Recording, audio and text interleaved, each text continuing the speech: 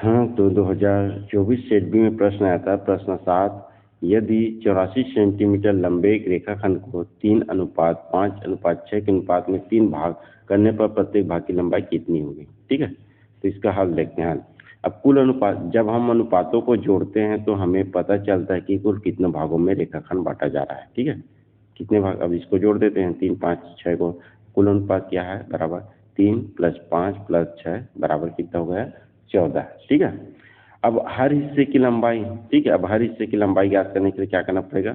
हम कुल लंबाई को कुल अनुपात से भाग करके पता लगा सकते हैं कि एक भाग की लंबाई कितनी होगी। ठीक है, जैसे यहाँ पर एक भाग की लंबाई व कुल लंबाई बटे कुल अनुपात बराबर 84 सेंटीमीटर बटे 14 सेंटीमीटर। ठीक है, बराबर क्या हो जाएगा? 6 सेंटीमीटर। एक भाग की लंबाई हमें क्या मिल गया? 6 सेंटीमीटर। अब हर हिस्से की लंबाई निकाल सकते हैं। ठीक है, क्योंकि यहाँ पर 3, 5, 6 दिया है, तो एक हिस्से की हमें लंबाई कितना पड़ेगा? 6 सेंटीमीटर। अब पहला हिस्सा तो 3 गुणित 6, ठीक है, यहाँ पर ये 3 और एक हिस्से की लंबाई क्या है? 6, तो 3 गुणित 6 बराबर क्या होगा? 18 सेंटीमीटर। उसी प्रकार दूसरे हिस्से का 5 गुणित 6 बराबर क्या हो जाए? 30 सेंटीमीटर। उसी प्रकार तीसरे हिस्से का 6 है, तो 6 गुणित 6 बराबर 36 सेंटीमीटर। अतः 3 हिस्सों की लंबाई क्रमशः 18 सेंटीमीटर, 30 सेंटीमीटर और 36 सेंटीमीटर होगी। ठीक है, एक बार प्रश्न को और देखते हैं।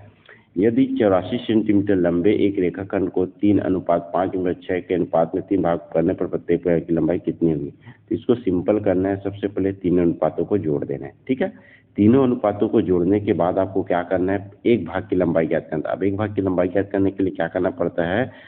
कुल लंबाई बटे कुल अनुपात। अब कुल लंबाई क्या हो जाए? दिया है 84 सेंटीमीटर और कुल अनुपात क्या प्राप्त होगा? 14। तो हमें क्या है? 84 को 14 से भाग दिया तो क्या होगा? एक भाग की लंबाई प्राप्त होगा।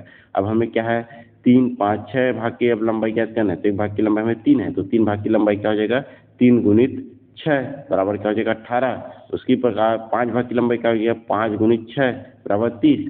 उसी प्रकार 6 भाग की लंबाई क्या हो जाएगा? 6 गुणित 6 बराबर 36 सेंटीमीटर। अतः 3 हिस्सों की लंबाई क्रमशः 18 सेंटीमीटर, 30 सेंटीमीटर और 36 सेंटीमीटर होगा। Thank you. अगर इस चैनल पे आए हो तो दोस्तों चैनल को सब्सक्राइब कर लो, क्योंकि इस चैनल पर 2024 से लेकर 2020 तक जो भी प्रश्न आए गणित का उसका सॉल्यूशन मिलेगा। धन्यवाद।